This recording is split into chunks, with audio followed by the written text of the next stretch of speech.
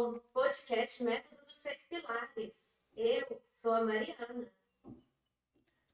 Muito bem-vindo, muito bem-vinda. Aqui, mestre Gerson Pérez. A estratégia é o fio condutor. A estratégia é aquilo que te dá o direcionamento, o norte. Se você não tem uma estratégia sua, você é estratégia do outro.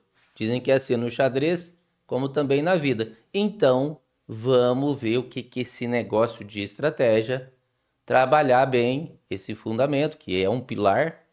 E aí você vai ter a sua estratégia. Estratégia tem na abertura, estratégia tem no meio jogo, estratégia tem no final.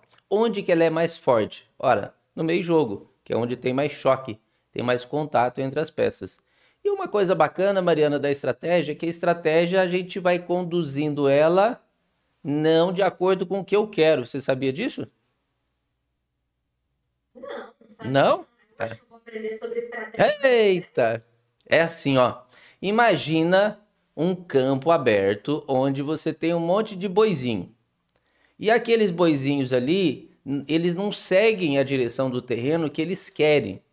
O terreno indica, por isso que você vê, às vezes eles subindo assim, um pasto, né, ou descendo, eles vão fazendo um zigue-zague, uma curvinha. Porque, afinal de contas, o que dita o caminho para eles é o terreno. O que dita o caminho para eles é exatamente o espaço. Então, não sou eu que escolho. E como funciona isso no xadrez? Igualzinho.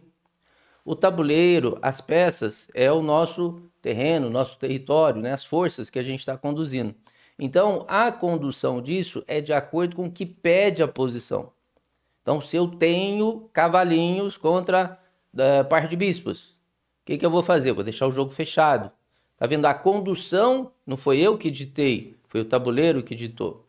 Se eu tenho um jogo aberto e tenho par de bispos e tem os cavalos, quem tem o par de bispos vai estar mais preparado, vai estar melhor aparelhado.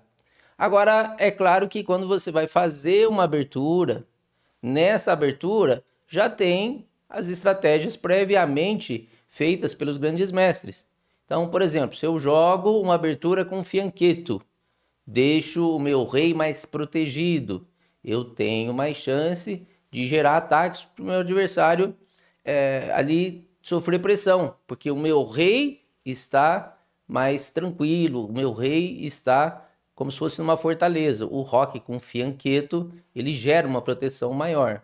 Se eu estou rocando grande, por exemplo, a estratégia ela fica muito mais perigosa, porque o roque grande deixa esse rei com mais possibilidades do adversário gerar ataques violentos, se ele estiver rocado pequeno. Viu que não é então o boizinho que escolhe o percurso, é o percurso que dita o caminho que vai passar esse boizinho fictício que a gente está falando. Então a estratégia é isso, nós vamos trabalhá-la nesta videoaula? Não, no nosso podcast aqui semanal, nesse podcast bacana, que é uma novidade, né? Porque o Clube Xadrez Online sempre teve mentoria, sempre teve videoaula. E agora a gente chega aqui com o podcast. É isso aí. É sempre bom evoluir, né, Gerson? E eu espero que o pessoal de casa hoje aproveite bastante e que saia daqui entendendo um pouco mais sobre estratégia. Porque uma coisa é verdade. Eu vou aprender. Bom, então, feita aí a apresentação, bloco 1 finalizado, vamos agora para o nosso 2.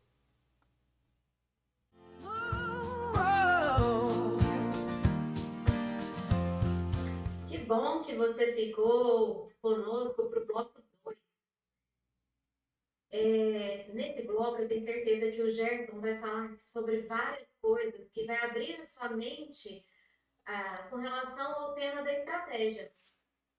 E a pergunta mais básica, aquela que não quer calar, é, afinal de contas, Gerson Pérez, o que é estratégia? Mas essa pergunta aí é daquelas difíceis. Bom, estratégia, a grosso modo, é planejamento. Estratégia, então, lida com o jogo posicional, aquela conectividade ali entre as peças. Por exemplo, eu quero atacar na ala do rei. Então, a minha estratégia, o meu plano é juntar as peças e dar uma direção rumo à ala do rei do outro.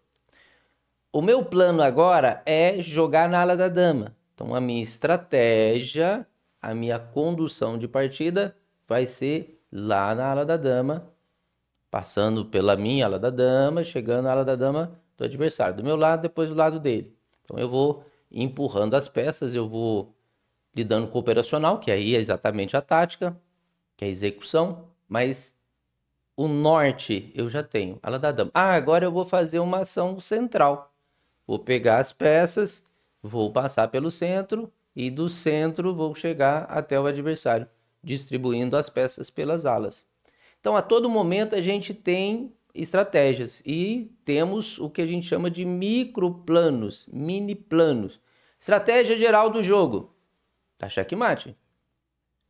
Uma estratégia, digamos, presente a todo momento, ganhar material do adversário. Estratégias mais sutis, entrar numa casa fraca, frágil do adversário. Uma estratégia de atacar peões dobrados do seu adversário. E assim vai. Então, estratégia não tem jeito. Mariana, não tem jeito de ver estratégia, você sabia? Não tem jeito de você pegar a estratégia. Ela não é visível. A estratégia ela é abstrata. Não. Por isso que a frase famosa é: tática é saber o que fazer quando há o que fazer. Você olha o tabuleiro e vê as peças mexendo.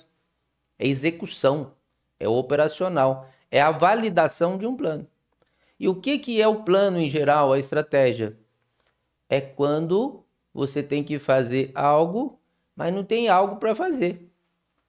Então, o que seria isso? Abstrato. E já foi falado, claro, aí na história da filosofia, quando a gente pega uma linha do tempo da filosofia, alguém já falou, bem lá atrás, no caso Platão, que tudo acontece na vida de duas formas. Primeiro, no mundo das ideias, a coisa é abstrata. Mariana quer comprar um carro, Mariana quer comprar uma casa, Mariana quer, por exemplo, fazer uma viagem internacional com a família. Primeiro vai acontecer na cabeça dela. Ela vai começar a planejar aquilo, vai de início, então, juntar um monte de coisas aqui na cabeça. Depois vai para o mundo sensível, para o mundo concreto. E no xadrez é igualzinho. Primeiro você planeja, primeiro está na sua cabeça, no mundo das ideias. E depois que você materializa. A hora que você coloca aquilo em ação no tabuleiro, deixou de ser uma estratégia. Claro que ela está presente, você está tocando uma estratégia. Mas agora ficou o quê? Tática. Você vê as peças se mexendo. Um cavalinho que vai se conectar com um peão que vai apoiar às vezes um bispo que vai apoiar a torre. E de repente, aquela estratégia que você pensou, ela está acontecendo. Então, a estratégia não existe filosoficamente. Você não tem jeito de pegar, não tem jeito de ver a estratégia. O que existe é a tática. Professor, a gente perde mais por conta da estratégia ou por conta da tática? Por isso que está invertido. Seria o pilar, por exemplo, estratégia, estudado primeiro, que o da tática. Mas você não perde por causa de início, a base do xadrez, você não perde por causa de estratégia. Você perde por causa de tática. Você dá peça, você deixa de tomar peça, você leva mate, você deixa de dar mate. Então, por isso que existe um cuidado, uma atenção especial para a tática, que é a parte operacional, que é a parte de condução. Então, vamos estudar os elementos da tática, a cravada, peça sobrecarregada, vai estudar raio-x, interferência, e assim vai. E todo o processo mesmo de lidar com as peças, de jogar essas peças, de conectá-las. Então, a estratégia, ela é o campo, digamos, das ideias. E a tática é o campo físico, é o campo material. Existe uma frase famosa assim: a estratégia é você lidar com o que você tem. A estratégia, você tem que sugar, tem que buscar alguma coisa da posição, mesmo que aquilo ali seja pouco. Por exemplo, você tem um finalzinho de rei e peão contra rei.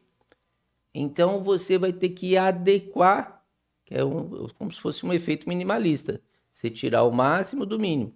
Você vai ter que bolar uma estratégia, um negócio que praticamente não tem nada, e aí vou tentar coroar esse peão, por exemplo. Você vai montar um plano em cima. De repente, você olha a posição, tá cheio de peça.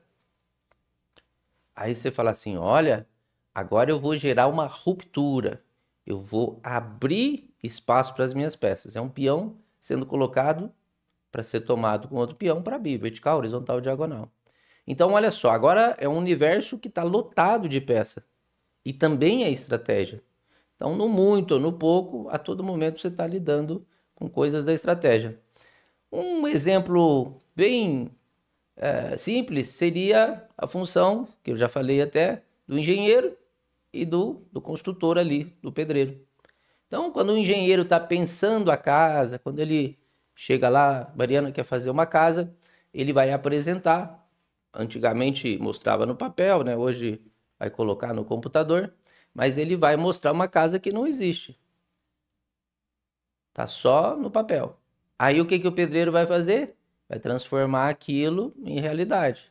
Tijolinho após tijolinho, ele vai transformar o sonho da Mariana de ter aquela casa dela. Então, antes estava aqui, no caso do engenheiro está no papel, está no computador e de repente vai passar para o tabuleiro. Então, basicamente é isso. E para finalizar a temática, imagina você um, um técnico de futebol, uma técnica de futebol. Quando você coloca o seu time em campo e faz lá o 4-4-2 à disposição dos seus jogadores no campo, 4-4-2, que é uma forma de você colocar os jogadores. Então, isso aí você montou uma estratégia para o seu jogo, para começar seu jogo. Os jogadores sabem que tem que se posicionar nessa formação do 4-4-2, plano. Você pode montar uma formação de 3-5-2. Então, Copa de 58, 62, 70, era muito 4-4-2, fica agressivo, mas tem problema. O Brasil sempre teve problema nesse período defensivo. 3-5-2, a Copa do Mundo de 94, Estados Unidos, Parreira, Zagallo. Então, é um jeito de você deixar o time mais seguro.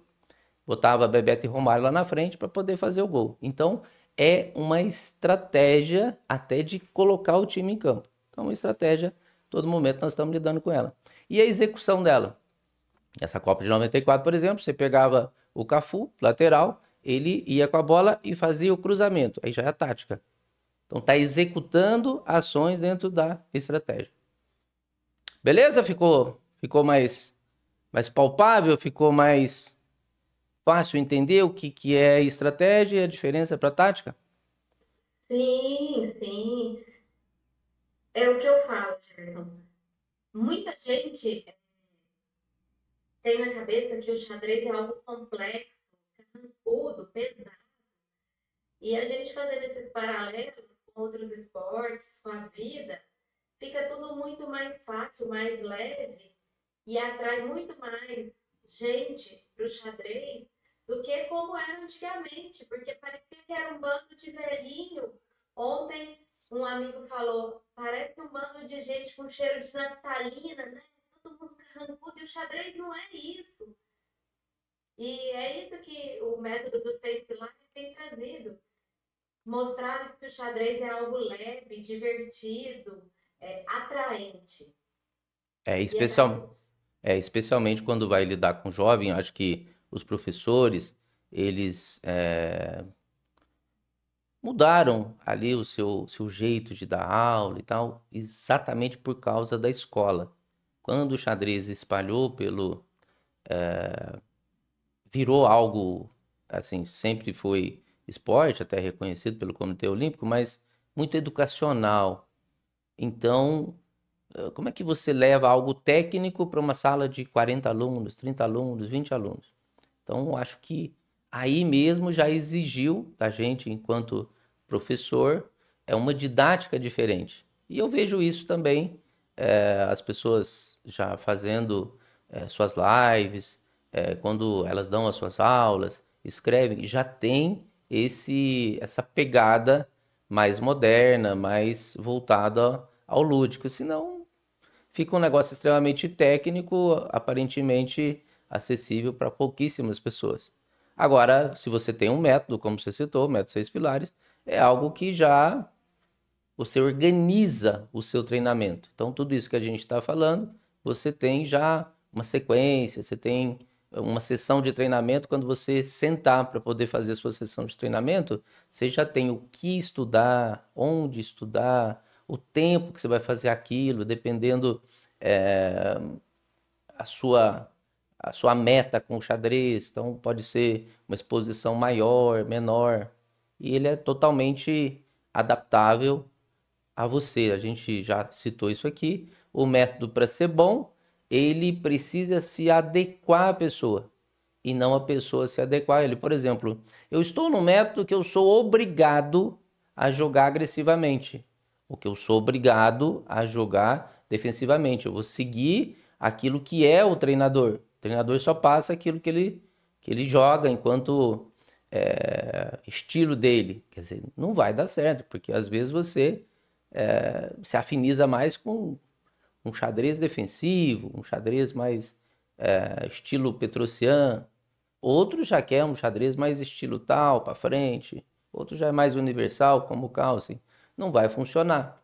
A mesma coisa, isso nós estamos falando de estilo, aí o próprio repertório de aberturas. Eu só vou ensinar para o meu aluno aquilo que eu sei, eu vou ensinar só as aberturas que eu jogo. Não vai dar certo, porque o aluno ele quer coisas diferentes, ele quer algo que se ajuste a ele. Então a vantagem do método 6 pilares é que ele foi pensado focando no aluno e não pensando no método em si ou no treinador. Então você leva para aquele aluno, para aquela aluna, aquilo que ele realmente precisa, quem vai encaixar com ele e não o contrário. Vamos para o nosso bloco 3?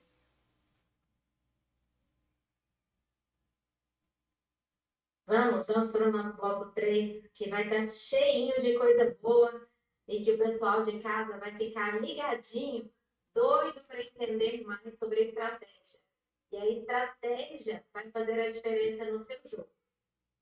Vamos lá.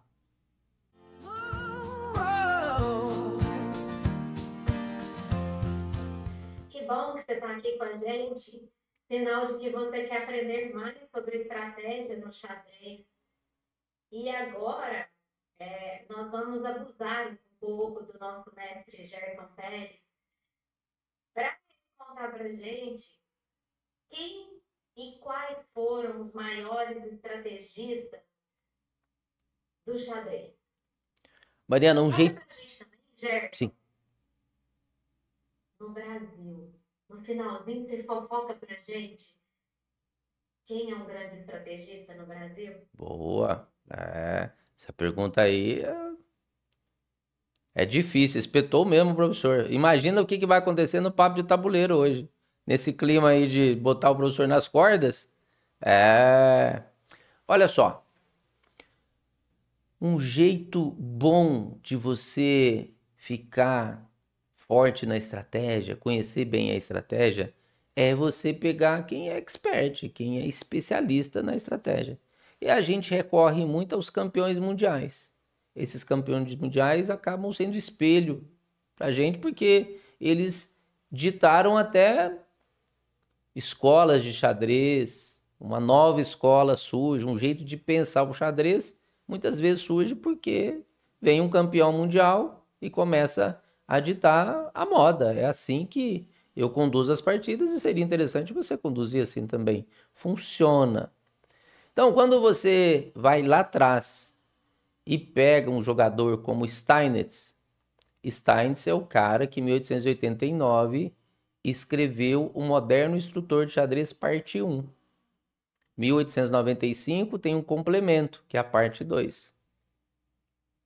E o que tinha ali? Tinha as bases da escola moderna do xadrez. Até então, a escola dominante era uma escola mais agressiva, aquele xadrez romântico. Era ir para cima do adversário e tentar dar o checkmate, sem muito jogo posicional, sem muita preocupação com a estratégia. Era um jogo mais de habilidade, de buscar a cabeça do rei do adversário, se possível de forma artística. Tinha o cúmulo de alguém fazer um gambito e seria deselegante, desonroso do outro lado se não aceitasse o gambito. Então você entregava um peão na abertura, se você não aceitasse aquele peão, você é tipo covarde, como se fosse um duelo. Tô te chamando para um duelo, você não vai não? Vai correr? Vai para debaixo da cama? Bom, mas era um jeito de jogar o xadrez. De repente o Steins, primeiro campeão mundial, chega e fala assim, olha, gente, tá tudo errado. O cara pode ser um gênio do ataque, mas se eu tenho uma defesa correta, se as peças estão harmônicas, pode vir quem for, pode ser o melhor atacante do mundo que não vai passar aqui. Então isso trouxe um jeito diferente de pensar. Então o Steinitz aparece como grande estrategista para a nossa referência moderna do xadrez. Mas teve lá atrás, por exemplo, 1749, o Philidor, grande musicista e considerado o melhor jogador do mundo à época, escreveu a análise do jogo de xadrez. E ali nasce a escola clássica. Começa a valorizar os peões, tem uma certa estratégia, mas muito longe daquilo que propôs o Steins em 1889 e 1895. Tanto é que em 1886 ele se torna campeão mundial. 20 anos já para trás, ele já era considerado um jogador extremamente forte, já havia matches ali ganhando os melhores do mundo. Então, o primeiro cara que você deve estudar para estratégia é Steinitz. Bom, aí dá um salto, passamos ali uns par de anos e chegamos no Capablanca. Então, nessa linha histórica, Capablanca é o segundo grande estrategista que você tem que lidar. Mariana, Capablanca tinha um jeito tão peculiar de entender o xadrez. Inclusive, quando eu dou essa aula do Capablanca, igual a gente está com a imagem aqui, eu fico de cabeça para baixo. Então, lá no Zoom, tem jeito de você virar, e aí eu abro a aula. Inclusive, uma vez eu estava dando uma aula, uma mãe passou, falou, o que aconteceu com o professor? Está de cabeça para baixo, está com defeito a câmera dele? Porque ele pensava o xadrez ao contrário, que você devia estudar o final, porque tinha pouca peça, depois o meio jogo, depois a abertura. Então, esse xadrez, digamos, ao contrário, é um xadrez diferente. Então, o Capablanca, por exemplo, era um grande finalista, entendia muito final. Então, no meio jogo, ele sabia o que tirar e o que deixar. Nasce ali também a teoria de simplificação de Capablanca. O jeito mais fácil de você converter uma vantagem é simplificar. É lidar com as posições de forma mais tranquila e trocando. Tem um peão a mais, troca tudo com aquele peão que você tenta coroar. Tem uma torre a mais, troca tudo com aquele material a mais, você converte. Então, Capablanca. Capablanca, ao longo de toda a carreira dele, cerca de 40 anos jogando os grandes torneios, ele perdeu 35 jogos oficialmente. Quer dizer, era uma máquina de jogar xadrez. Passou 8 anos sem perder uma partida. Então, o cara realmente é uma lenda. O único latino-americano a ter sido campeão mundial. Depois a gente dá mais um salto. Vamos lá para uma escola que começa a ficar mais científica, Botvinnik. Então tem 3 livros dele, é uma trilogia até, que são as partidas seletas. Então ele divide a década de 1920 até a década de 1970, quando ele para. Então divide em 3 livros e vai analisando as partidas. Escreveu outras coisas também, formou jogadores, tinha um Palácio dos Pioneiros que ele dava treinamento, Kasparov, Karpov, Kramnik, os 3 casos geniais, teve conhecimento absorvido dele. Então era o cara, o patriarca, inclusive, da escola soviética. E aí você tem junto ali Petrosian, que é uma estratégia mais defensiva, para você ficar bom de profilaxia.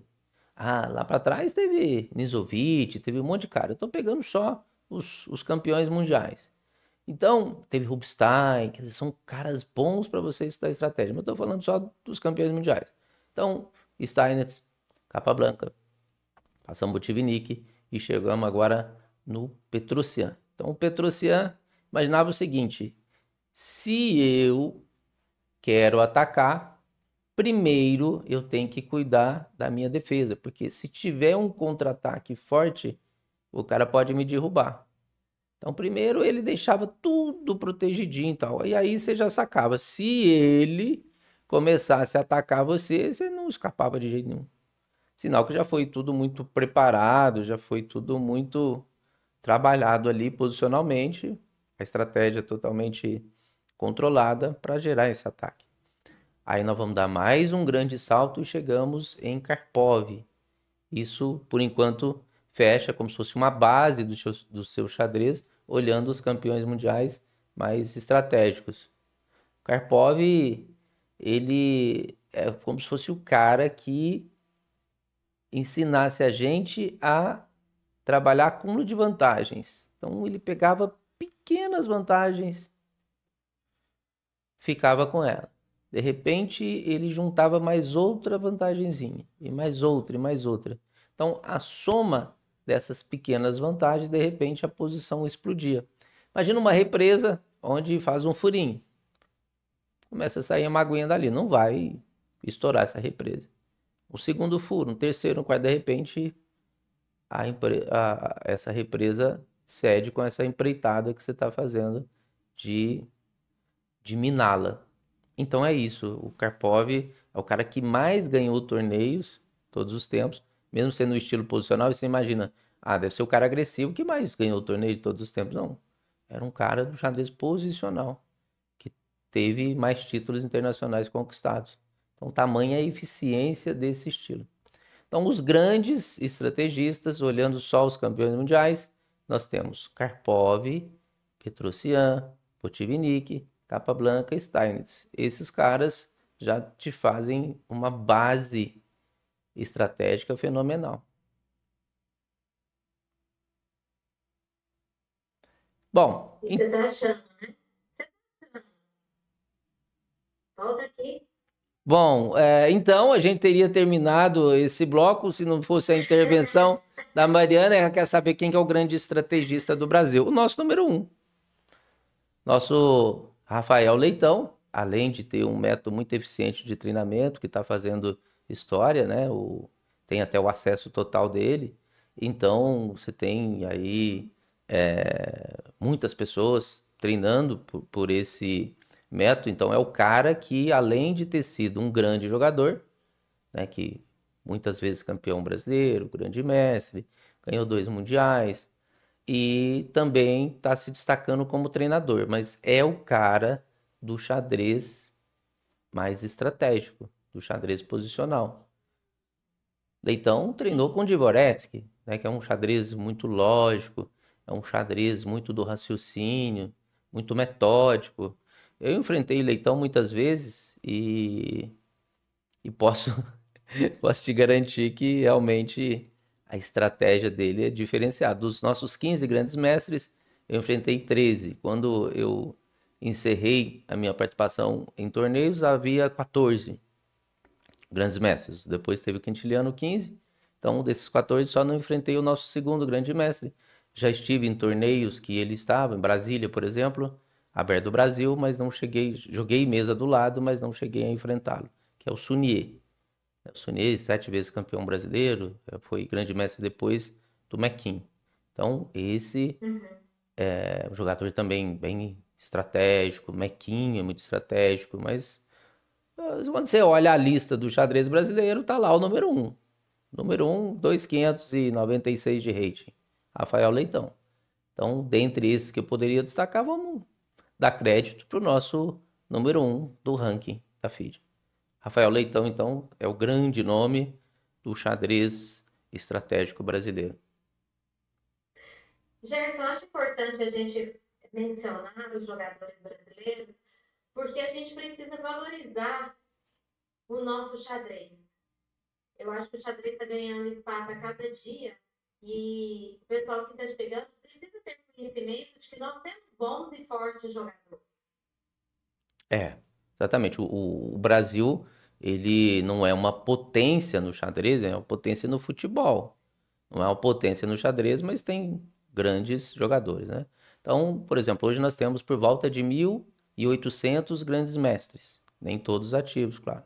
Mas o mundo tem por volta de 1.800. O Brasil só tem 15. Então, quer dizer, olhando o universo do xadrez mundial, né, não é algo, digamos, muito destacado. Mas olha, para você fazer um grande mestre, para você se tornar grande mestre, é uma vida. Quantos já tentaram e ficaram pelo caminho? Então, imagina, se você entra na CBX hoje para jogar torneio, seu cadastro, não sei, faz muito tempo que eu não olho, mas suponhamos que seja ali por volta de 100 mil. Então, que a gente tenha um cadastro hoje, um jogador novo vai ser o número 100 mil, 100 tem alguma coisa. Talvez seja menos que isso, mas vamos arredondar aí, 100 mil. Então, se você tem 100 mil pessoas jogando torneios, quer dizer, com cadastro lá na CBX, então já estamos pegando um universo de 100 mil e tem 15. Dentre 100 mil, 15 são grandes mestres. Olhando toda a história do xadrez brasileiro, né? Quantos jogadores se destacaram, quantos campeões brasileiros já foram formados aí? Desses, só 15 jogadores conseguiram ser grandes mestres.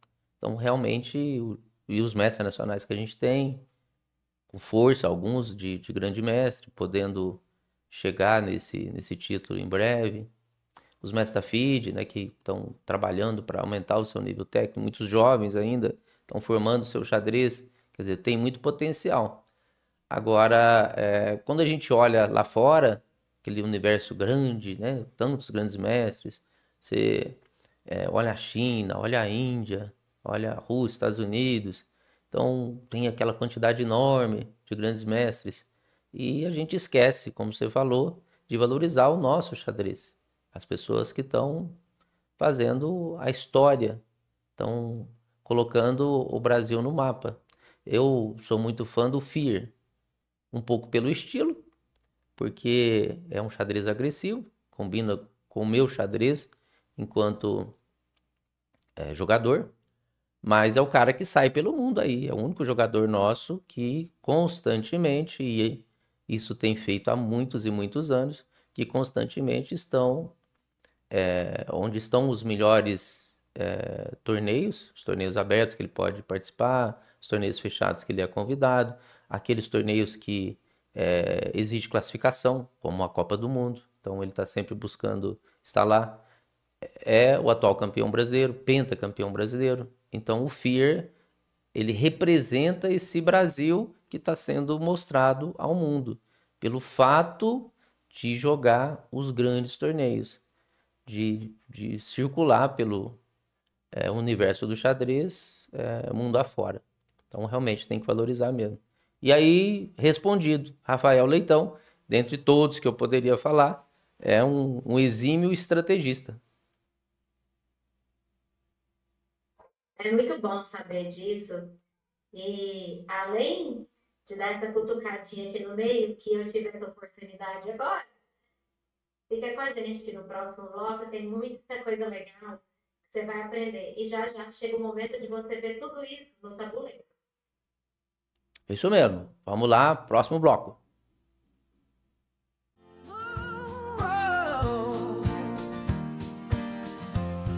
Olá, que bom que você ficou conosco para o bloco 4. Tenho certeza que você vai adorar esse bloco, porque tá cheio de dicas para você. Se você quer evoluir na sua estratégia, fique ligadinho aqui, que agora vem só coisa boa para o seu lado. Gerson, conta para o pessoal o que é que você fez para facilitar a vida de um enxadrista com relação à estratégia. Olha, eu peguei um monte de livro, peguei plataforma, videoaula, meu conhecimento, botei num caldeirão do bruxo e aí mexi bem aquilo ali e saiu um curso com 66 videoaulas. Lá vai estar escrito mais de 60 videoaulas, mas são exatamente 60 videoaulas. Isso é de um treinamento maior, que é do combo do Método 6 Pilares. Ah, eu quero todos os pilares. Pronto, tem um combo. Ah, eu quero só a estratégia, que é o pilar que vocês estão trabalhando hoje nesse podcast. Então tem um treinamento só de estratégia. E aí, Mariana, além dos vídeos, que são vídeos curtinhos, porque é do conceito de microlearning, microaprendizagem. Então, learning é o aprender, aprendizagem. Então, são aprendizagens onde você tem ela em pequenas doses, que combina muito com esse mundo moderno nosso, muito corrido, que você tem tempo quase nada. E aí, aquele tempo que você tem para treinar o xadrez, você pega a essência. Então, estou falando lá de Capablanca. Aí eu vou dar o perfil dele, vou analisar uma partida para você entender como que é essa forma dele pensar e deixo no material de apoio, caso você tenha mais tempo, partidas dele ilustrando como é o cara, a estratégia. A mesma coisa com outros que nós citamos aqui, inclusive também não campeões mundiais.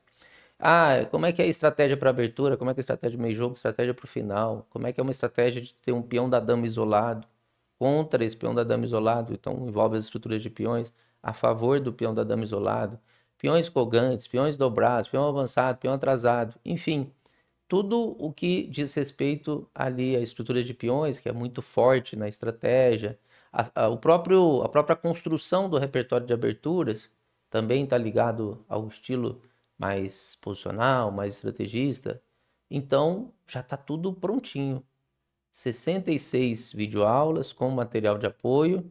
E aí você tem 8 minutinhos, você vai lá, abre o vídeo e vai assistir a essência daquele tema que a gente está tratando. Tem mais tempo? Tem material de apoio. Está estudando, por exemplo, bispo contra cavalo. Aí você assiste a videoaula, mas tem posições, tem estudos, tem partidas modelo do bispo contra cavalo. Então já está tudo prontinho. Já sei o que que você vai falar. Tem bônus, tem descontinho. É um chororô Mas danado cada. tem que ter. Ó, é o seguinte, você tem que defender. Vocês já observaram que ela me espeta aqui e ainda defende os nossos alunos. Ela fica do lado dos alunos ainda, pedindo desconto, pedindo bônus. Afinal de contas, tem que defender a empresa, não os alunos. Que história é essa? Mas vamos lá. Qual que é o choro agora? Não, eu defendo tudo. Defendo tudo. Qual que é o choro agora? Vamos lá. Mas, Jefferson, pensa comigo. O pessoal está prestigiando o podcast Método dos Seis Pilares. Está aqui toda semana, assistindo, prestigiando, divulgando. Merece. Imagina se a gente não vai fazer alguma Merece, coisa para né? esse pessoal. É, claro. Merece. Tá, 10% eles merecem. tá, mas aí os outros vão reclamar porque teve gente que comprou a 15% e se eles quiserem comprar de novo. Então, teve 15%, então vai 15% para igualar com o que a gente já fez para trás, né? Então sou eu que defendo só o pessoal de cá? Viu que professor bonzinho? Estão vendo o que ele faz Viu que comigo? professor bonzinho? Mas vai chorar também um bônus. Lógico. Claro. É. E todo mundo quer o quê? Quer aumentar o rate, não é isso? Então vamos dar o bônus dos 75 minutos. Para aumentar o rating clássico, rápido, blitz. Aí vai envolver tudo, o repertório de aberturas que você vai adotar, o estilo que você vai adotar. Pode ser? Então tá aí. De que é meia hora e virou 73 minutos. A, Mari... a Mariana falou assim: olha, precisamos fazer um bônus e tal. Eu falei, meia hora eu faço, ótimo. Aí eu fiz, você sabe que, Mariana, eu fiz o de meia hora. Mas eu descartei ele. É, não tinha o que a gente precisava, porque ali eu reuni tudo, né? Ficou tudo do misturado, o xadrez clássico, o blitz, o rápido, então acho que não ornou muito, e aí eu fiz um grandão, né? E esse sim ficou legal. Então, pronto, já temos aí o bônus, já temos o desconto, então vai ter um cupom, você que está aí assistindo, eles vão falar assim, mas aquela chorona da Mariana fica lá pedindo desconto pra nós, que bom. Então já já vão jogar pedra em mim e flores em você, você sabe, né? É desse jeito a vida, tá vendo? Bom, agora esse bloco nós vamos falar de material de apoio também em geral, né? Nós colocamos aqui que existe um treinamento muito qualificado, aprovado, né? Porque esse treinamento ele já está no mercado há algum tempo, muitos alunos já estão estudando e é do Método Seis Pilares até de mentoria também. Então, tudo que eu levo para as videoaulas, eu testo primeiro nas mentorias, nas aulas individuais. E aí, fazendo esse termômetro ali, esse teste, eu deixo na videoaula exatamente a essência do que eu estou trabalhando. Agora, vamos falar de livros em geral, de estratégia? E É aí, importante, né, o pessoal saber que, ainda como os incas e os astecas e os maias faziam, pode ir para os livros também. valeu, hein? Quem é fã de livro aí, né? A Mariana derrubou a gente, como eu sou fã de livro, né? Tá, mas por isso que a gente pega os livros e coloca em videoaula. Mariana, eu vou falar um negócio aqui que pouca gente conhece. Então, é um segredo de material, de livro, que praticamente ninguém conhece isso. O livro mais famoso de estratégia chama Estratégia Moderna do Xadrez. Então, eu vou contar duas coisas dele. Primeiro, o que aconteceu comigo. Esse livro é do Pacman. O que aconteceu comigo? Todo mundo falava: Nossa, você precisa estudar a estratégia moderna do xadrez. É o livro. E eu fui atrás desse livro um dia, isso lá na minha base, e disseram o seguinte: Olha, o Sunier, 7 vezes campeão brasileiro, nosso segundo grande mestre, e fazia até com a mãozinha assim. Ele já estudou 10 vezes esse livro. Falei, mas ele deve ter problema de memória, porque o cara precisa estudar dez vezes o livro. Não é que ele via, revia. Isso aí são as lendas urbanas que vão surgindo ao redor dos jogadores, né? Mas quem sabe, às vezes ele estudou mesmo, né? Mas disseram isso. Aí eu falei, bom, se o nosso Sunier, que é o cara do xadrez, estudou 10 vezes, pelo menos uma. Pelo menos umas eu preciso estudar, né? Aí um dia eu consegui um livro. Foi uma felicidade enorme e uma tristeza logo em seguida. Eu entendi bolhufas do livro. Porque estratégia é um negócio mais sutil, né? Estratégia é um pouco mais difícil. Inclusive, alguns falam que tem um roteiro muito bom, quer dizer, tem um sumário muito bom, os conteúdos tratados, mas as partidas que ele escolheu para ilustrar não são tão boas. Hoje é fácil. Você vai no banco de dados, aperta um botão e já saem as partidas e tal. Hoje é muito mais fácil. Mas para caçar essas partidas, nós estamos falando no final da década de 50, século passado. Então, primeira coisa que eu ia falar desse livro, Estratégia Moderna de Xadrez, é que quando do meu contato com esse livro foi uma decepção, porque eu não consegui acompanhar o conteúdo dele. Precisei estudar um pouco mais, ver outras obras. Tanto é que hoje, quando eu falo para fazer como se fosse um aviãozinho decolando, quando você vai fazer a decolagem, você não faz pelo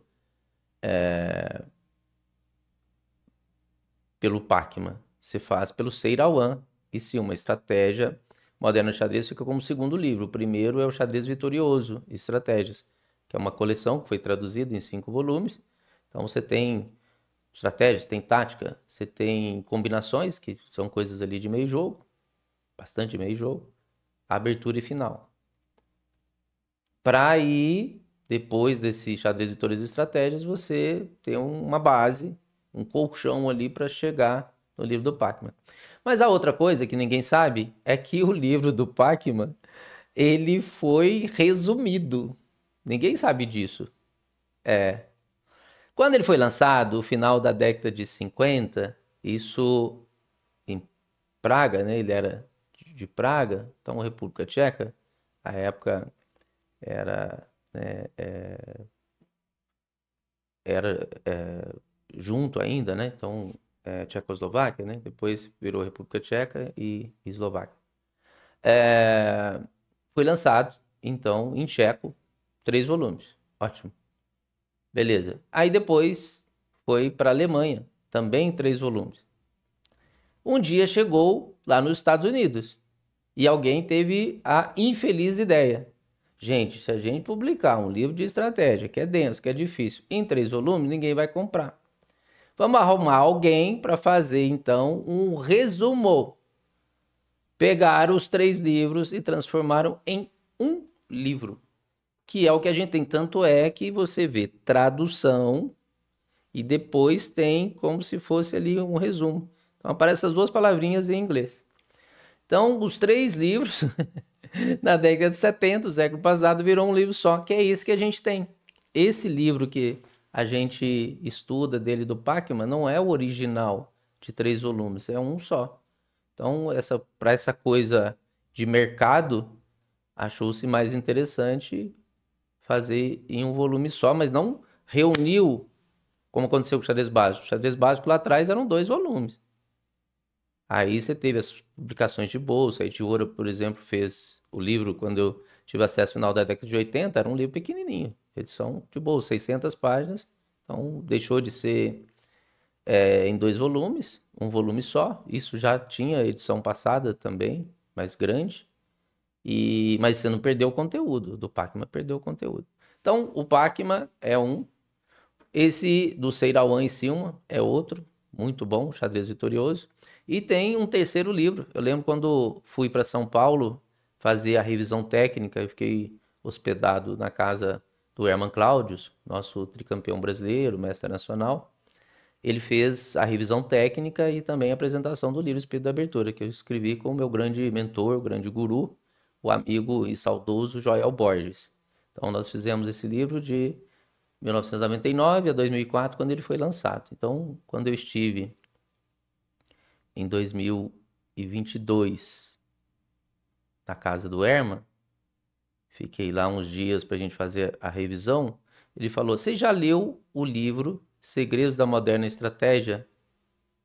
Eu disse não, que é do John Watson, mestre nacional. Ele falou: então você volta para Minas, estuda o livro, refaz o Espírito da Abertura com Joel e volta. Eu falei: olha, já faz muito tempo que a gente tá aqui já fazendo esse perfil de livro. Não dá mais, já tem anos que a gente está fazendo. Então, o Herman achava tão importante esse livro, tão impactante quando ele saiu, que ele até deu essa sugestão. Ó, refaz e tal. Aí depois a gente olha de novo. O que não seria possível, né, pelo trabalho que a gente já tinha feito. Então, não é um livro para você ler de cara, porque ele faz uma revisão do meu sistema, ele faz que é do Nizovic, ele faz uma revisão dos conceitos até então que os jogadores se guiavam. Então, primeiro, Seirawan e Silman, xadrez vitorioso. Segundo, estratégia moderna de xadrez do Pacman. E depois você pula para o John Watson. Então, é uma sequência boa para você fazer uma base maravilhosa de estratégia. Agora, há outros livros. Por exemplo, mais recentemente foi lançado do Método Pica-Pau, que eu já citei aqui na Tática, a parte de estratégia, que foi muito bem feita. Então, um livro do Axel Smith, um GM sueco, que está muito bem feito. Esse livro é recente, vai ter que ganhar ainda mercado, as pessoas vão estudar esse livro e lá na frente vão concluir, como eu já concluí, que é um livro realmente que vai ficar, é um livro muito bom. Então, basicamente, essa sequência que eu falei, como se fosse uma coisa mais básica, mais intermediária e mais avançada, tá? E como complemento, o livro do Axel Smith, do Woodpecker, o Pica-Pau Estratégia. E videoaulas, nós citamos aqui, lá no canal do Clube Xadrez Online, no YouTube, nós temos vídeos também de estratégia. Agora, para plataforma, você não tem muita coisa em plataforma de estratégia. Então a Chess King tem o Chess Strategy, eu já cheguei a comprar o 3.0. Então tem cerca de 3.000 diagramas para você estudar, em forma de exercício e conceitos vinculados. E também uns 300 diagramas, que é como se fosse um plus que eles dão sobre estrutura de peões, que é um complemento quando você estuda estratégia. Então, não é como tática, não é como os finais, tem muita coisa espalhada aí nas plataformas para você estudar. Estratégia é muito mais sutil, muito mais difícil para você ter em plataforma. Porque, Mariana, não existe uma resposta única. Então, são Sim. ideias, você vai trabalhar com conceitos. Olha, aqui parece legal você levar as peças para lá do rei. Puxa, mas tem uma ideia tão bacana também de você fortalecer seu centro. Então, tem um certo relativismo, e por isso que para a plataforma é mais difícil de fazer. Não é igual branca, joga e ganho. Branca joga e dá um mate, como tem na tática, por exemplo. Às vezes alguns finais, que aí tem até um viés matemático, não sei se você sabe, até 8 peças o computador fecha. Qualquer Não sabia. posição, até 8 peças ele fecha.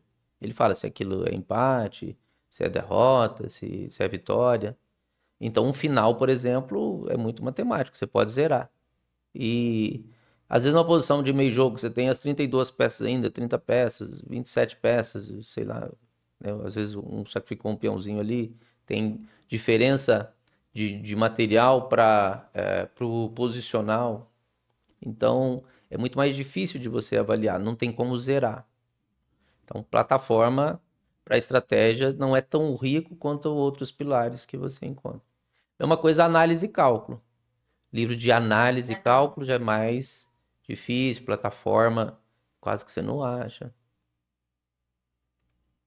Beleza, então? Fechamos É, material de até apoio? porque você falou, né, Jackson, no primeiro bloco, estratégia abstrata. É abstrato. Para lidar com abstrato, mais difícil, né? Então, agora o próximo bloco é a coisa na prática. Muito daquilo que eu falei aqui, eu vou colocar no tabuleiro. A Mariana vai.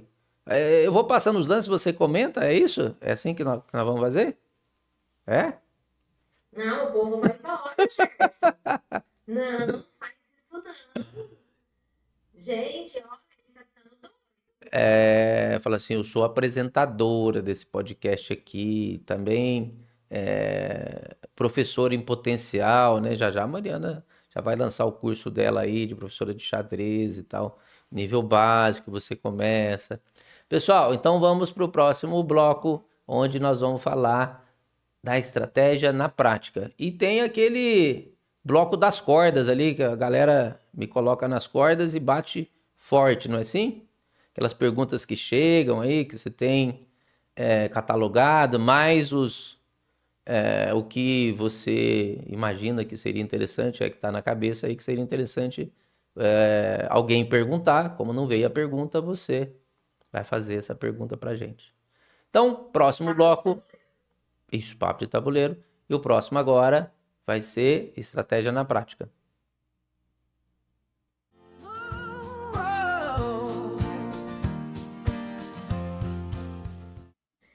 Que bom que você ficou conosco até o bloco 5. Agora é aquele momento especial que o Gerson coloca no tabuleiro tudo aquilo que a gente comentou até agora. Então, é o momento que vem dúvidas e que vem aclarar tudo sobre a estratégia hoje. Gerson, mostra pra gente todos os conceitos de estratégia que a gente viu até agora, por favor. Olha, essa tarefa tá fácil não, hein? Mas vou fazer um resumão aqui. Bom, eu tinha dito o seguinte: toda vez que você vai jogar uma partida, o próprio tabuleiro ele vai indicar para gente os caminhos, como aquele boizinho que nós falamos, não é o boi que escolhe por onde passa no terreno, é o terreno que indica para o boi por onde ele vai passar. Claro, né? Porque imagina, tem um morrinho aqui, outro ali, tem um buraco aqui, outro ali. Aí ele vai desviando ali. né? Então, é assim também no tabuleiro. O tabuleiro conta pra gente. Por exemplo, se eu tenho, Mariana, uma posição como essa, E4, E6, D4, D5. Isso aqui é uma francesa. As pretas jogaram uma francesa.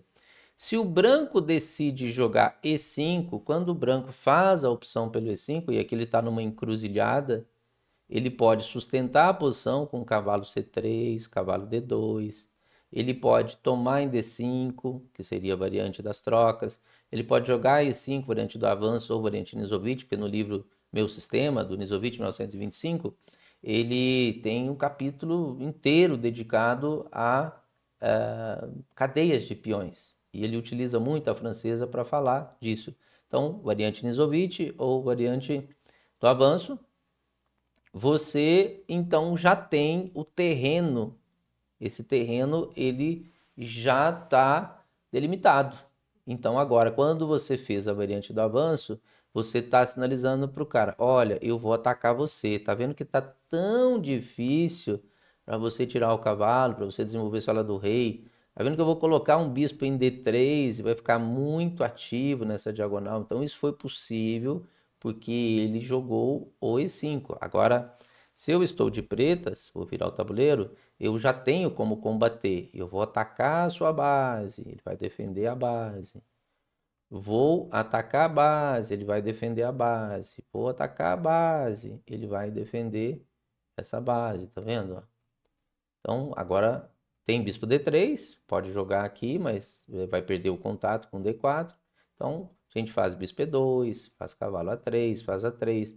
Então, o tipo de posição, ao escolher o E5, o tabuleiro agora que vai dar as cartas, digamos assim. Você vai seguir a orientação dele.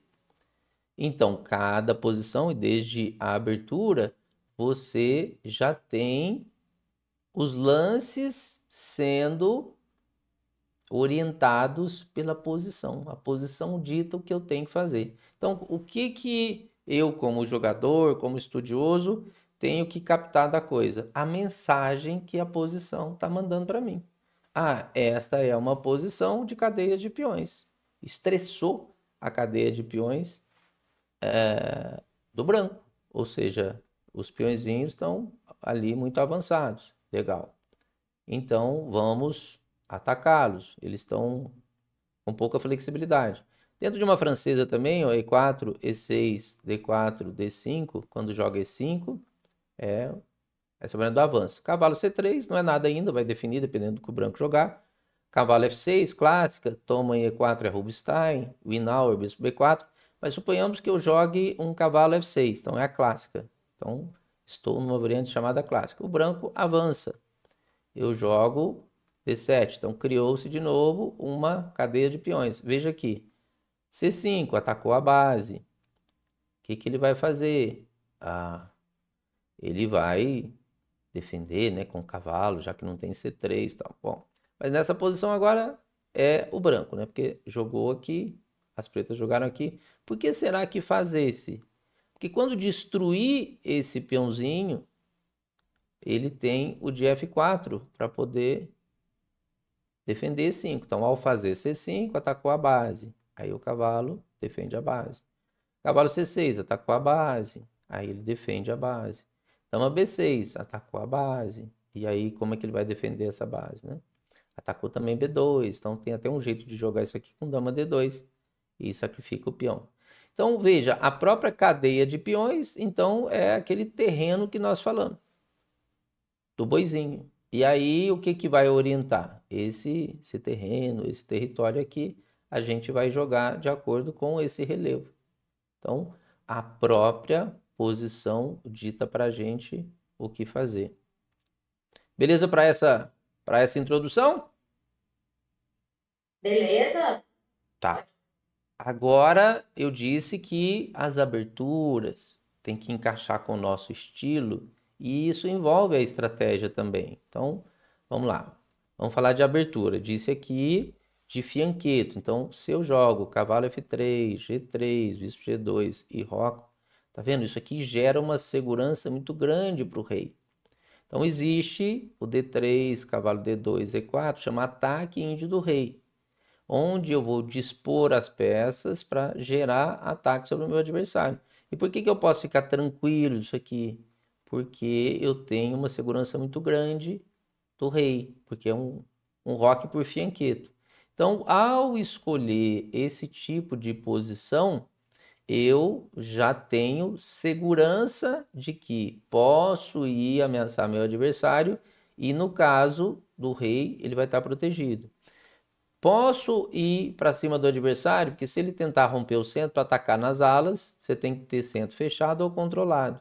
Quando ele jogar D5 e tentar gerar a tomada, e eu tomo de peão, não deixo trocar as damas, porque se trocar as damas, acaba a minha possibilidade de ataque. Então, a própria escolha da abertura é já uma estratégia pré-definida, que vai combinar com o meu estilo. Por exemplo, eu quero jogar posição de possibilidade de atacar o meu adversário sem muito contra-jogo dele. Então, por exemplo, D4, E3, cavalo F3, bispo D3, roca.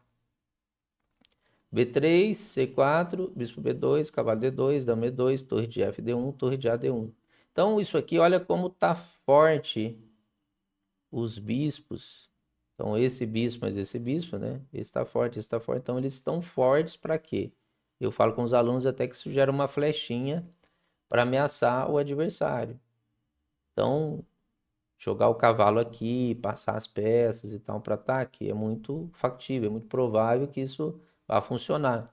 Inclusive, posso melhorar a posição. Ao invés de fazer esse desenvolvimento, posso voltar as torres, torre para A1, torre para F3, né? Não que eu vá voltar na partida, mas eu não vou jogar aqui para o meio, não vou fazer C4 e vou fazer, por exemplo, se tiver contra E6 e D5, essa formação, eu coloco um cavalo em E5, faço o F4. A dama, ao invés de jogar em E2, ela já pode passar para F3 e ir para o ataque. Dama F3, dama H3, G4, G5. Então, esses bispos que formam as flechinhas, mais possibilidade de passagem da dama ou passagem da torre, já mostra que eu quero jogar uma abertura de forma a gerar ataques rápidos. Então, na própria abertura, fazendo fianqueto ou não, dispondo as peças numa situação tal onde a estratégia, provavelmente para o meio jogo, né? A estratégia para a fase seguinte, ela já é pré-definida nos primeiros lances que eu colocar ali as minhas forças. Beleza também sobre vincular a estratégia quanto à abertura que eu vou escolher, combinando com o meu estilo? Sim, sim. E agora os temas. Eu não sei qual que eu vou escolher, né, Jefferson? Há tanta coisa boa, né? Você, né, tem tanta coisa boa para escolher É, ali e tal. Então fica até em dúvida. Experimenta. Tudo é experimentação, é empírico. Experimenta uma, vê o que acontece. Experimenta outra, vê o que acontece. O que tiver melhor resultado nesse processo de teste AB, que a gente usa muito no marketing, né? O teste AB, você sim. faz a escolha. Então agora eu vou dizer de temas. Então, como que a gente se orienta? Pelos padrões, os padrões estratégicos. Então, vou mostrar até desde uma abertura, ó, E4, E5, cavalo F3, cavalo C6, bispo B5, uma Rui Lopes. Quando joga A6, eu posso voltar, que é o normal, eu posso tomar. Quando eu tomo, e toma, por exemplo, de D, né, de Davi 7, foi embora o par de bispos. Então, as pretas têm um par de bispos. E eu tenho estrutura, onde é uma estrutura quebrada para eu poder gerar ataques. Perdeu uma força central também, porque tomou com o espião do centro para a beirada. No passado, jogava-se muito D4, peão toma, dama toma, cavalo toma. Então, já que eu quero jogar um final de partida, trocar peça me ajuda. Então, bispo D7, depois ele rocava grande. Então, por exemplo, cavalo C3, roca grande, bispo E3 e assim vai. Enfim, aqui cada um vai ter a sua estratégia. As pretas vão tentar valorizar o meio jogo com um par de bispos e o branco vai tentar levar para um final, porque tem uma maioria de peões na ala do rei, ou seja, centro e ala do rei formam 4 contra 3. Aqui também ele tem 4 contra 3, mas não tem jeito de criar o peão passado, porque está dobrado. Basta o branco colocar os seus peões em forma de V, faz um Vzinho em algum momento, tirar esse cavalo e nunca toma, espera retomar. Então, são estratégias totalmente diferentes para cada lado. E4, vou falar de francesinha de novo. E6, D4, D5. Aí as pretas atacam o peão, então eu vou defender esse peão. Cavalo D2, variante Tarrasch. Cavalo F6, não vou fazer nada de avanço, vou só defender. Bispo D3. C5, ataca peão central, defendi. Cavalo C6, ataca peão central, defendi. Agora, toma em D4, toma de peão em D4. Toma em E4, toma de cavalo. Bispo E7, roca e roca. O que que eu tenho aqui? Eu tenho um PDI, um peão da dama isolado. Peão da dama isolado, ele é uma fraqueza em si, para um final, mas ele é muito forte no meio jogo, por causa das linhas abertas. Imagina, por exemplo, eu vou tirar aqui as peças pretas, onde seria o ideal aqui para o branco. Então, colocar um cavalo em E5. Esse peãozinho defende. Bispo E3, já defende o peão. Colocar, por exemplo, as torres em D1 e E1. Em C1, lá no passado, o Nisovich falava que tinha que colocar aqui na coluna que não tem peão. Dos dois lados, só de um lado, mas se for dos dois lados, por exemplo, se essa formação for assim, a problemática que se tem aqui é que pode trocar as peças. Trocando peças ajuda as pretas a entrar no final. Então, mais interessante seria assim. Então, cavalo C3, aí bispo B1, dama D3, A3.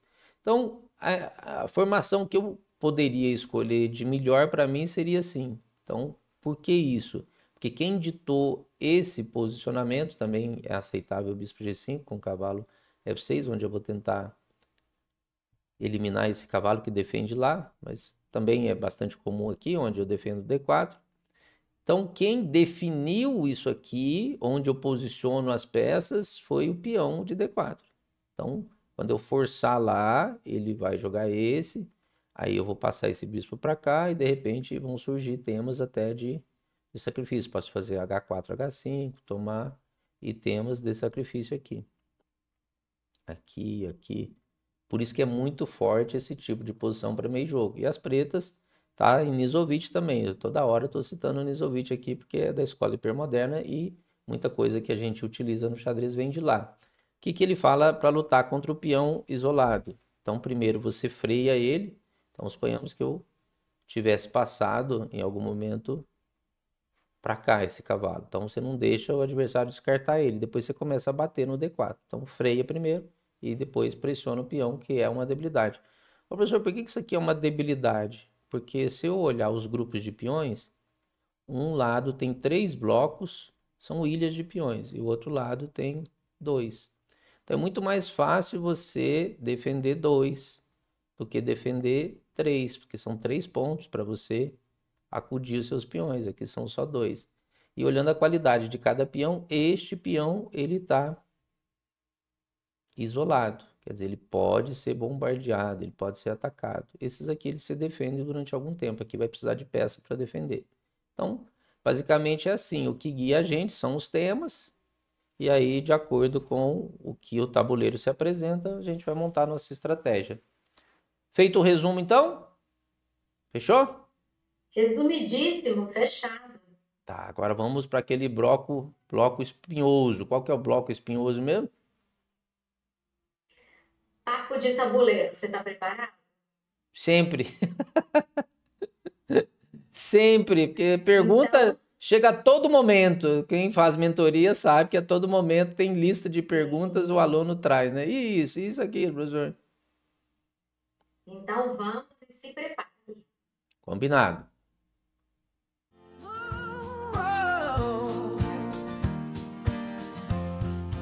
Que legal que você ficou até o final. Tenho certeza que você adora isso aqui, né? Essas espetadas que eu dou no Gerson. Tô nas cordas, eu tô me sentindo um lutador ali no ringue e o pessoal batendo forte e a Mariana representando essa galera que tá mandando pergunta difícil pro professor. Mas vamos lá. Há de dar certo, eu vou conseguir fazer. Vamos. Gerson, diante do tema de hoje, que foi estratégia, Fala pra mim, é o melhor lance para começar? É o peão do rei ou o peão da dama? Olha, os dois, como são áreas centrais do tabuleiro, são muito eficientes. Então, quando você tem o amador, ele gosta mais do E4, porque deixa o jogo mais aberto. É uma estratégia mais de risco, mais aberta. Ah, mas o Carlsen não joga E4? Claro que joga. Tá, mas digamos que é mais propenso o jogo a abrir. Tanto é que E4, E5, peão de rei, é chamado de partida aberta. E4, C5, C6 é semi-aberta. E para o peão da dama, D4, D5 é fechada. D4, cavalo F6, por exemplo, é semi-fechado. E tem até uma quinta divisão, que tem as aberturas e as defesas de flanco, que são as hipermodernas e tal.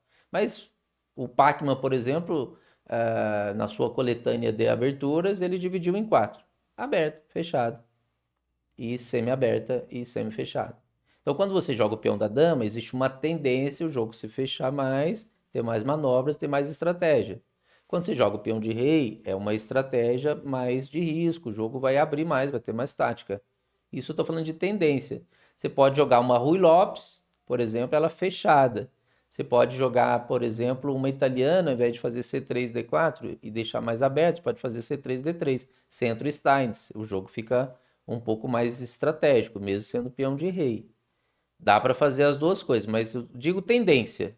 Igual o mercado, você está ouvindo lá um especialista em mercado financeiro, ele vai falar de inflação, vai falar de um monte de coisa, ele está falando de tendência. De repente, você está ali, aparece uma carta do presidente dos Estados Unidos taxando o Brasil em 50%. Quer dizer, quem ia prever, que economista ia prever um negócio desse? Então, daquela previsão que você fez, pode ser que mude alguma coisa, mas é uma tendência. Agora dá licença o mestre, o professor, e eu convido aqui o enxadrista, o jogador, o mestre, mas o jogador, tá? O professor não. Mas esse Você, já não Gerson, aposentou? aposentou nada, conversa fiada, pra boi dormir. Olha que se observar lá na feed, já tem 8 anos que não tem um jogo oficial desse professor jogador que você está falando, desse jogador professor, hein? Mas manda aí, a minha memória é boa, pode ser que eu lembre de alguma coisa ainda. Então vamos lá. Você prefere atacar ou contra-atacar?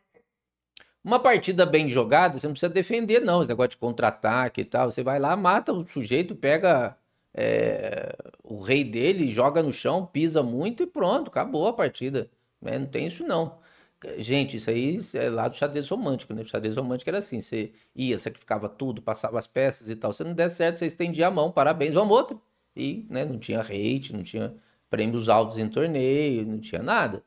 Então, era um xadrez assim, voltado quase que ao artístico, valorizando muito o artístico. No xadrez a gente tem ele como ciência, tem ele como arte e tem ele como esporte. Então, o xadrez hoje tem muitas competições, tá? O lado desportivo muito aflorado, tem muito material sendo produzido, então o lado científico muito aflorado, e o artístico está perdendo espaço, porque cada vez o jogo está sendo mais estudado. Tanto é que tem aí, né, o Carlsen fazendo seus eventos do Chess 960, né, que é o estilo livre, que sorteia as peças, né, na primeira fileira para exatamente burlar a preparação de aberturas. Então, o que que a gente tá vendo, né, que o xadrez a cada dia está ficando mais científico. Então não tem esse negócio de só atacar. Tem os contra-ataques, tem a defesa, tem jogada neutra, tem um monte de coisa. Agora, a minha habilidade, ela sempre foi mais aflorada como jogador para ataque. Eu sempre fui mais da inteligência fluida, que é da criatividade, da inovação. Lido também, né, com os padrões, que é da inteligência cristalizada, mas o meu jogo sempre fluiu mais, especialmente as obras de arte, as partidas mais brilhantes que eu fiz foram com as peças brancas, porque você já tem iniciativa, é mais natural você atacar seu adversário de brancas. Então, a priori, ataque, mas existe uma necessidade de contra-ataque, de defesa, jogada neutra e assim vai. E, Gerson, me conta aqui, na visão estratégica, trocar é uma boa ou uma má ideia? A troca de damas, ela está relacionada com a estrutura de peões, porque vai passar ou vai direcionar a partida para um final. Pode ter mais peças, não cai exatamente no final. Mas aí nós estamos falando de tendência. Tendência, trocando as damas, troca mais algumas peças e aí você cai no final.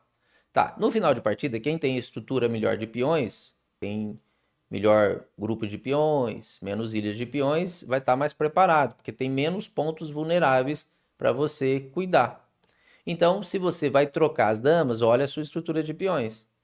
Se você troca as damas, é uma tendência para ir para o final. Se a sua estrutura estiver melhor, você vai ter mais facilidade. Se você estiver perdendo material, não deve trocar dama. Se você é um jogador que tem mais habilidade para ataque, não vai trocar dama. Eu, por exemplo, na minha base, como jogador, eu, quando tiravam a minha dama, ficava sem braço e sem perna, não sabia o que fazer, porque não tinha uma estratégia muito desenvolvida e não tinha um conhecimento de final também mais aprofundado. Então eu precisava muito dela para gerar os ataques. E quando o adversário trocava, eu ficava sem um referencial importante. Então, na minha formação, em algum momento, eu precisei desenvolver mais a minha estratégia, desenvolver mais a minha técnica de final, para que eu conseguisse. É igual um músico aumentar o repertório. Ah, eu toco só MPB. Eu sou um músico, por exemplo, que me chama para tocar em barzinho. Se for um barzinho que o público ali gosta de MPB, nossa, maravilha. Mas suponhamos a minha cidade tem 70 mil habitantes, sei lá, se dois, três bares, eles gostam só de, de músico de MPB, beleza. O mercado fica limitado. Se eu toco um forró, um sertanejão e tal, e também MPB, então se eu tenho essa polivalência, se eu consigo fazer mais coisas, se o meu repertório é mais amplo, eu tenho mais espaço, eu tenho mais coisa para poder trabalhar. Então é assim um enxadrista. Quanto mais conhecimento ele tem, mais vasto o conhecimento dele, mais facilidade para conduzir as posições.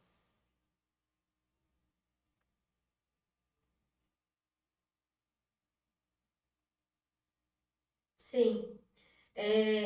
E agora? Abrir o centro ou manter fechado? Agora é o professor, o técnico. Toda vez que, inclusive, eu já fiz um curso disso, de centro, tem até livros disso, da problemática do centro. O que que acontece com o centro? Você tem o centro por tipicidade.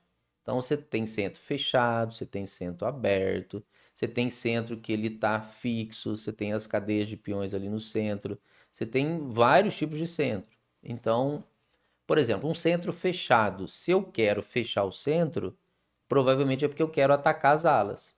Quem tem o centro fechado ataca nas alas, ou controlado. Não dá para você atacar nas bordas do tabuleiro, não dá para você atacar nas alas, nos flancos, se você não tem o centro controlado ou fechado, porque o contra-ataque central ele é muito rápido e muito forte. Então, centro fechado, quem gosta ou nesse momento prefere centro fechado, é que existe uma tendência de atacar nas alas. Aí você tem que ter as peças preparadas para isso. Se você abre o centro, pode ser até uma resposta a uma ação lateral do seu adversário. Qual que é a forma mais fácil? É assim: o adversário começa a atacar, por exemplo, na ala do rei. O jeito mais fácil é você abrir o centro, estourar o centro. O que que isso vai provocar? Abertura de linhas, ele vai ter que parar aquele ataque e vai ter que cuidar dessa área central. Se eu não tenho centro, eu vou para a ala da dama. Então vai ser ataque a baioneta, lados opostos. Um ataca de um lado, outro ataca do outro. Quem for mais eficiente, for mais rápido, é igual uma corrida para o almoço, para a janta, para o lanche. Quem chegar primeiro vai comer mais, ou vai comer o que há de melhor ali na mesa. Vai fazer a opção melhor. Então, ataques em lados opostos, o ataque à baioneta, ele exige rapidez. Então, tá vendo? Também houve questão ligada ao centro.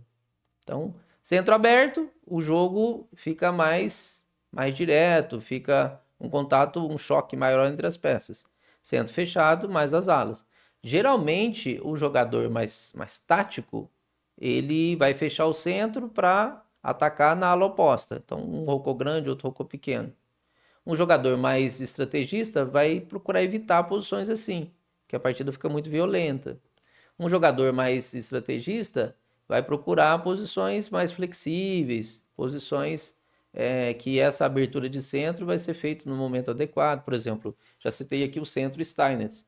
O centro Steinitz é um bom exemplo disso, que é hoje o que mais se estuda, os mestres hoje, a abertura que mais se estuda é a italiana, com esse centro Steinitz, a Rui Lopes com esse centro Steinitz, porque é a mais flexível. Você quer romper no centro, você rompe o momento que você quiser. Quer atacar na ala, também se ataca, a ala da dama, a ala do rei. É difícil você ter uma abertura, uma defesa com esse nível de flexibilidade. Então, tudo isso é da problemática do centro, que já foi motivo até de curso aqui do Clube Xadrez Online.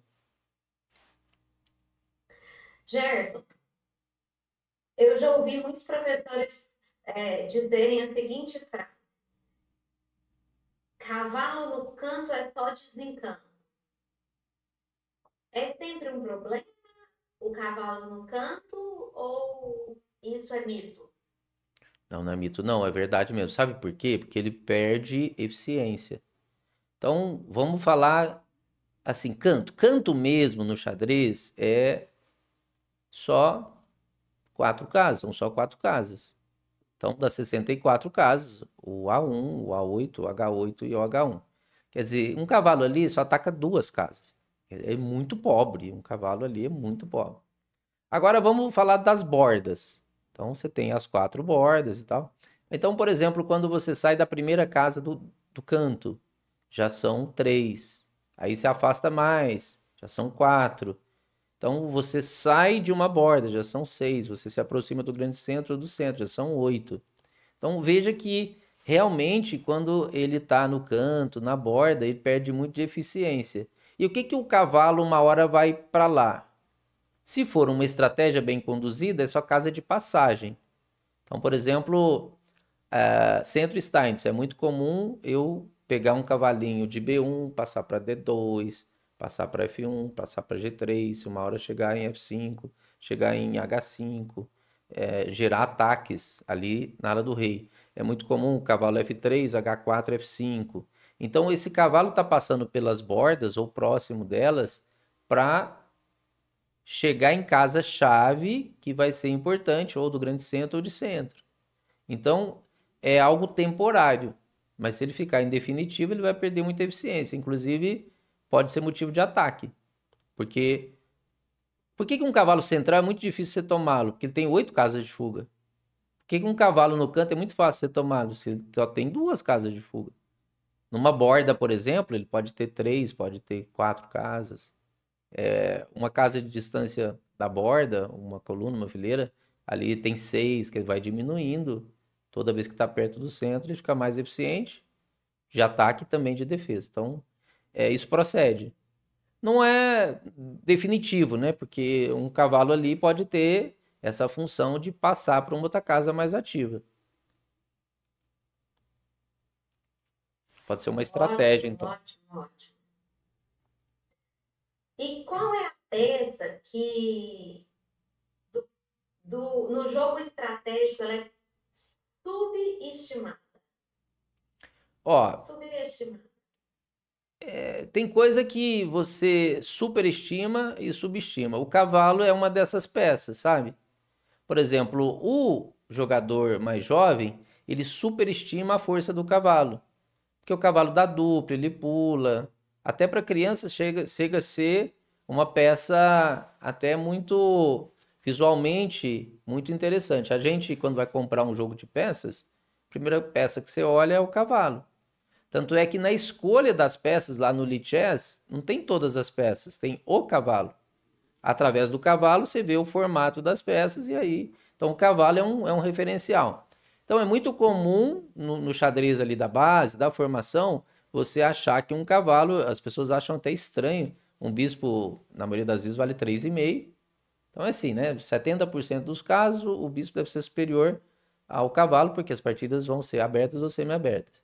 Mesmo que ela comece fechada, em algum momento se abre. 20% são iguais, não tem bloqueio e os peões estão só numa das alas. E 10% só que aí o cavalo vai ser realmente superior. Então, o cavalo, para o jogador jovem, por essa habilidade de pular, de dar os duplos, ele adora o cavalo. Então, ele é super estimado. Que o cavalo é 3 e pronto. Agora, num universo ali, talvez, né, desses 10% dos casos, e tem jogador que tem essa preferência, aí eu adoro os cavalos e tal. A estratégia dele já é deixar o centro mais fechado, já é, quer dizer, ele vai fazer uma ginástica danada para poder esse cavalinho ele ser valorizado. E o que que o outro vai fazer? Ele não vai ter essa superestimação. Ele vai falar, olha, esse cavalo ele tem a limitação dele, o cara está superestimando um lado, eu também não posso subestimar, mas muitas vezes o cavalo ele não tem força, ele tem a força dele, mas aí tem que estar muito bem posicionado. Por exemplo, no livro de padrões de meio jogo, de um mestre internacional que tem um sobrenome muito difícil de falar, a gente brinca, ele é holandês, e a gente brinca que é o Arthurzinho, então ele chama Arthur van ou de Estering, algo assim. Então é muito difícil de falar. Aí eu falo com os alunos: olha, esses 3 livros nós vamos estudar o Arthurzinho. Eles já sabem que é esse cara de nome difícil. Então, por exemplo, ele tem os estudos do cavalo, onde ele bota o cavalo na quinta fileira e fala que essa aqui é a posição do Fischer. Muitas partidas do Fischer tem esse cavalinho ali. Então tá super estimando aquele cavalo e tal, tá valorizando ele. Aí tem a posição favorita do Kasparov, é o cavalo na sexta. O próprio Seirawan e Silman, no livro Xadrez Vitorioso, tem o posicionamento dos cavalos, onde ele vai trabalhando peça por peça, e esse é o ideal até eu aqui quando vou lidar com os alunos, eu vou falar de estratégia, eu vou mostrar a habilidade de cada peça e depois a junção, a correlação entre elas e também em a conexão delas com respeito ao adversário também, né? Então eu tenho que ver o potencial de cada peça, o que elas fazem, a união delas com as outras forças e levar em consideração o outro. Por isso que o xadrez tem essa complexidade e é maravilhoso para o desenvolvimento cognitivo. Que imagina, você tem que aprender o momento de uma peça, a habilidade daquela peça. Ela tem que se conjugar com outras forças, com o seu time, com a sua equipe, tem que se afinizar com a sua equipe. Ainda tem a luta contra o adversário. Imagina como que é isso, né? Então tem momento que ele é superestimado e subestimado. Então tem momento que esse cavalo não faz nada. Ah, deixa o cavalinho entrar nessas posições que a gente falou, do Fischer, posição favorita do Kasparov, que trata lá nos padrões de meio jogo o Arthurzinho. Não é fácil. O Arthurzinho, daqui a pouco tá chamando o autor de Tutu. Eu, Tutu, não vai entender nada. Esses brasileiros são tudo doido, imagina. E você sabe que Von é da casa dos, né? Alemanha. Van é da casa dos, né? Que é Holanda. Então isso aí é como se fosse, porque lá fora você não te chama pelo nome, a não ser que você tenha mais intimidade, é pelo sobrenome, que conta o sobrenome, porque pela tradição da família. Sim. Pô, eu sou um Van alguma coisa, eu sou da casa dos, e você me chamando de Tutu, de Arthurzinho, é muita Tutu. intimidade. Isso aí é coisa de brasileiro. Intimidade demais pelo Intimidade que demais o tem. negócio dele. Gerson, estamos quase terminando. Faltam 2 perguntas. Ufa. Agora eu preciso Até de agora uma escapei, até agora tô indo mais ou menos. Vamos ver se essas duas eu me garanto. Tá indo bem, tá? Hoje tá leve, hoje tá Tá, suave, tá fácil. né? Hoje tá levinho. Você sacrifica peças por iniciativa ou não? Iniciativa é um negócio muito poderoso. Inclusive, Capablanca falava: só a iniciativa leva à vitória. Ter a iniciativa e ter certa superioridade. Então, primeiro você busca a iniciativa para, através dela, você ganhar material, dar mate. A iniciativa é muito buscada na abertura. Na abertura você faz os gambitos. O gambito basicamente é para buscar iniciativa. Você acelera o seu desenvolvimento, você constrói um forte ataque. Também tem o caso de desviar a atenção de uma peça, isso vai gerar uma iniciativa no outro ponto do jogo, que aquela peça não vai ajudar a defender. Impedir o roque do adversário temporário definitivamente, o que vai ter a dificuldade natural para ele se proteger. Então, o que está acontecendo? A iniciativa, a todo momento, você busca ela. Vale sacrificar peão, qualidade, às vezes até um cavalo, um bispo, uma torre. Raramente uma dama, né? Que aí são as combinações. O que é a combinação? É uma sequência forçada de lances com sacrifício. Você já calcula tudo, porque como é que você vai sacrificar uma dama se não está ali mais ou menos previsto como você vai recuperar ou o material ou o mate. Então vale sim. Pela iniciativa, vale sim. Obrigada pela resposta. Vou avisar os aluninhos que disputam algumas partidas. Aí, o professor agora tá lascado, tá contando o segredo todo. Vou contar para a equipe lá que você está treinando do Santos Xadrez também. Gerson, final de Torres. É um pesadelo na sua praia. Olha, de tudo que eu já estudei de finais, é o que eu mais me dediquei. Os finais de torres, eles são muito frequentes. Imagina o seguinte, a cada 10 partidas que você joga, 4 delas chegam no final. Mas dessas 4 que chegam no final, a metade é de torres e peões. Por que torres e peões? Peões tem muitos, 8 de cada lado, 16, ainda que você troque alguns peões, sempre sobra peãozinho para você jogar ao final. E as torres, porque são as últimas a entrar no jogo, que elas ficam lá no cantinho, então demora para entrar. Geralmente é mais peça de coordenação junto com a dama, e lá na frente tem duas, né? Damas, você deixa ela participando ali, ela é mais rápida para participar, e tem uma só, duas, você trocou uma, ainda tem a outra torre. Então, de todos os finais que eu já estudei, o de torres e peões é que eu me dediquei mais. Inclusive, teve um período que eu estudei 7 livros de finais. Então, fiz uma sequência, porque foi assim, ó. Comecei xadrez em 89 e ali em 93. Então, entre 89 e 93, eu fui estudando todos os pilares, mas me dediquei muito à abertura e à tática. Isso me deu bons resultados. Em 93 eu já tinha ganho o nosso estadual por equipes, era o primeiro tabuleiro da minha cidade, tinha ganho em 92, campeão estadual juvenil e vice-campeão do adulto. Então ainda era juvenil e era vice-campeão adulto. Mas faltava algo no meu xadrez. 94, 95, 96 eu estudei muito os pilares de lapidação, que é a estratégia final. Então, isso aí, por exemplo, já me deu a condição de ganhar o primeiro título estadual do absoluto, fez com que eu tivesse o meu rating internacional, saiu 240. Então, foi um trabalho muito feito em cima disso. Aí, no ano 97, 98, já comecei a acertar grande mestre, já comecei a bater mestre nacional. Foi um trabalho mais de aprofundamento de meio jogo e de análise e cálculo. Tudo sendo feito de forma concomitante, como a gente fala aqui, né? Mas prioridade por grupos de pilares. Então, os finais de torres e peões, especialmente nesse período para sair o meu rate feed, ele foi feito um trabalho muito sério. Dentro desses 7 livros que eu peguei da sequência de finais, torres e peões a todo momento apareceu. Não é pesadelo, não. Você tá vendo? Você tá vendo?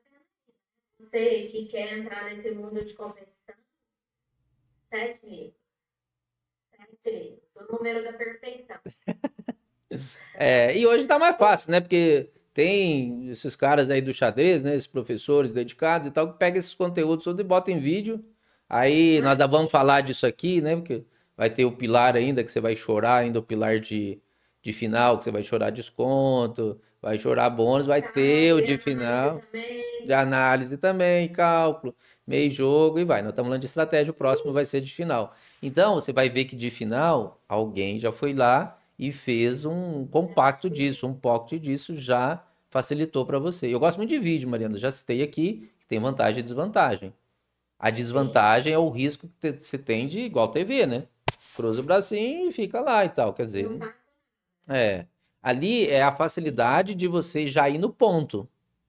Você pega um livro, às vezes você tem que passar o livro todo para tentar entender o que está ali e tal. Quer dizer, o cara se propõe a fazer uma aula, por exemplo, de maioria de peões. Maioria de peões, peões laterais, por exemplo, você 3 contra 2, 2 contra 1, um peão passado, você tenta coroar. Quer dizer, quando ele abrir o vídeo, ele vai dar aquele conceito, ele vai dar os modelos e vai deixar exercício para você fazer, o material de apoio ali para você aprofundar, não exatamente às vezes exercício. Sim. Enfim, é muito direto, é muito em cima. Então, se você pega o seu tabuleiro, você faz posições críticas, você pode jogar contra o computador, por exemplo. Você pega aquela posição e vai treinar contra o computador. Você vê fazendo muito isso com os alunos em mentoria. Você acompanha as mentorias por causa de filhos, por causa também do Santo Xadrez. Inclusive, um dia precisamos falar desse Santo Xadrez aí, né? Precisamos, né, Depois Gerson? que a gente passar pelos pilares, que for deixando Sim. nosso podcast um pouco mais plural, né? Aí precisamos falar, Uhum. tem uma equipe boa aí do Santo Xadrez, que você que acompanha, sabe que tem esse tipo de estudo lá, que além da parte teórica, você pega posições chaves e vai enfrentar o computador, vai enfrentar outros jogadores, tem as condições ali, né, que você coloca específica para ser temático. Agora, se você ficar de bracinho cruzado, só conhecimento passivo, não dá, tem que ser conhecimento ativo. Sim, sim. Gerson, ainda tem tema demais para a gente abordar aqui. Estamos Tem engatinhando ainda, muita depois tem coisa, que estamos andar e começando. até correr, né? Tem gente que corre até maratona, então, É, processo normal, né? precisa, nós vamos ensinar também o pessoal como lidar com rede social, a importância do marketing para o enxadrista, né, de competição. Tem Não, coisa tem de muita coisa, instrutor, acho que para passar. treinador, por exemplo, quando você for falar, isso Sim, que é a sua especialidade, por exemplo, imagina um professor, né? Seja ele de xadrez educacional, que é um trabalho mais do instrutor, do xadrez competitivo, que é o trabalho mais do sim. treinador, que muitos fazem as duas coisas, eu mesmo a vida inteira fiz. Imagina um módulo de marketing, imagina alguma coisa voltada a isso para você saber se colocar no mercado, né? Você divulgar os seus produtos, seus treinamentos, quer dizer, tudo, especialmente isso envolve, né? A pessoa que lida Sim. profissionalmente com o xadrez. E, inclusive, Gerson, a gente em contato com empresas maiores, com agências de marketing, né, de captação de recursos para atletas, a gente descobriu algo peculiar no meio do esporte. Muitas empresas procuraram atletas olímpicos, né, atletas que os esportes estão nas Olimpíadas lá, naquela de 4 anos, não Uhum. na de xadrez, e os atletas não têm portfólio, os atletas não têm interesse em ganhar dinheiro através do que eles produzem. Uhum. Existem uma paixão enlouquecedora pelo esporte, mas existe também a necessidade de estruturar para fazer do esporte muito mais que uma paixão, né? E sim uma fonte de renda. É, Uma fonte de renda. sim, é verdade. E tá pouco explorado. Ainda vamos tocar nisso e vários outros assuntos, mas primeiro temos que dar uma geral nos pilares, que é da força técnica, falar do senso prático, falar do extra-tabuleiro. Aí, com isso, né, falando da essência, da base, do método, a gente depois, quando tocar em outros assuntos, que são assuntos, né, de mais transcendência, né, que vai Extra. extra e tal, o que que vai acontecer? Toda vez que a gente precisar de fazer referência, você já tem aquela base que nós já tocamos, né? Como é feito o É treinamento, né? fundamental.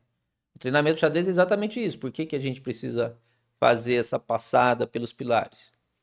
Exatamente para mostrar esses conceitos, essa base, porque quando você precisar lidar com eles, você tem. Ok? Ok? Muito obrigada, Gerson. E obrigada a você de casa que ficou conosco em mais um episódio. Semana que vem a gente tem mais coisas para vocês. Exatamente, vamos falar de final. Abração para você aí que tem acompanhado o Método Seis Pilares, com a apresentação da Mariana e também minha. Valeu!